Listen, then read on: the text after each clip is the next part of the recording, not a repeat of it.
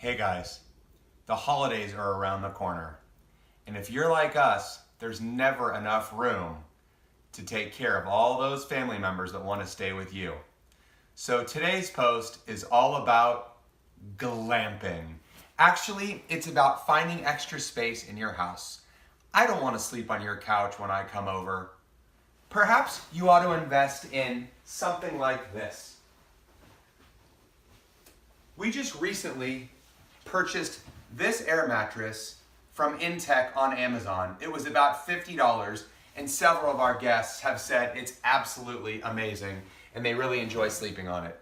You could also consider a sofa sleeper, which is a couch that pulls out into a bed. We'd be happy to lead you in the right direction to find something like that. Or you might set up some type of little cozy space around your home, or have one of your kids shack up with the other to make an extra space for your guests.